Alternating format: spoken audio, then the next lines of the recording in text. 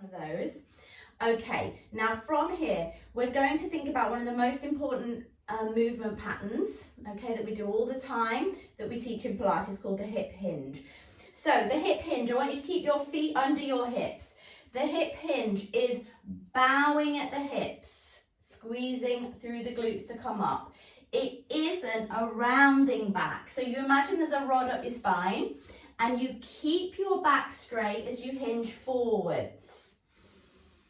Okay, you go forwards with a soft knee until you feel a little stretch in your hamstrings and you don't let your back give. So you've got to engage your core. Now I want you to try this against the wall if you've got a bit of wall nearby. Now the wall feels cold, by the way, so just be prepared if you've not got layers on.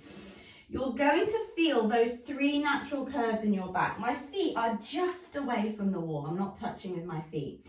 You should feel the wall at the top of your head, between your shoulder blades. There should then be a gap for your lumbar spine, and then your sacrum, just at the top of your bottom. I want you to bring your arms to your side.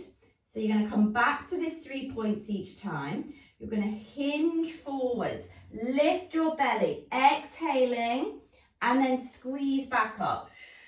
So you should have to really keep the core engaged. If you need to bring your feet slightly further away, that's fine. Slide up, so the bottom slides up the wall a little, hold it here, and then breathe in, breathe out, lift the pelvic floor, hold. You see how quite hard it is to maintain that neutral spine in this position? That comes from the core, using the muscles deep to protect the back. And again, so let's think about what we do in this position.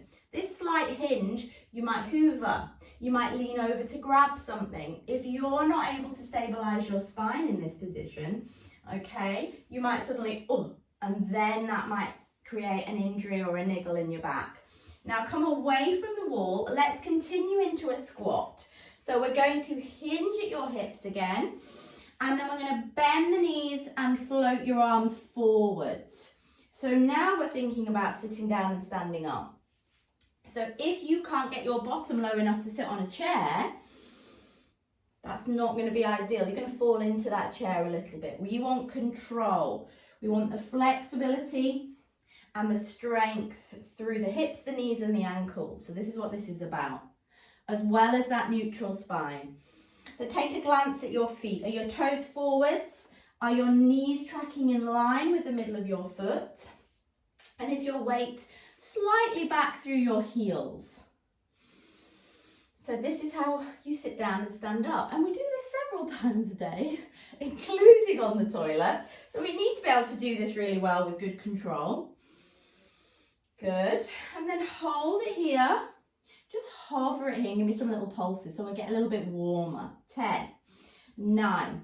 So we want to get really strong in this squat position with a perfect spinal position. 5, 4, 3, 2, 1, and lift up. Now the next progression from there is to bend down and pick something up. So what we're going to do is take the feet slightly wider. Turn the toes out a little bit. If that's comfortable for you, you don't always have to force your feet forwards, especially as they come wider. So we're going to do the same movement pattern, hinge at the hips, bend the knees out, but this time try and slide your arms down with your back straight to tap the floor with your fingertips. And then squeeze back up. Inhale. Coordinating the breathing is so important as well in Pilates and then in life. So if we breathe in, imagine we're picking something up off the floor. So we stay here, breathe in, say it's heavy. As you breathe out, you contract your core and then you pull it up. So that's what we would do. Inhale, go down. Grab whatever's heavy, wriggly child, whatever. And then brace the core a little bit as you drive up. So we want that flexibility through the hips, the knees and the ankles to be able to get quite low in our squat, which is why I always focus on a fairly deep squat. Good, now let's stay down on the next one. If you can, if you're struggling, get a block in front of you and just rest your hands on that. You're going to put your right hand on the floor, fingertips, lift your left arm up. Now, if you've got the flexibility to go right down into a deep squat, go for it, or sit on a little block and then bring that hand back down. You can do it from here, or you can come right down. So we're alternating arm up, down. So we want good upper back mobility as well. So we're warming the lower back and the upper back now. 4, 3, 2, 1, and then back up and release. Give that a little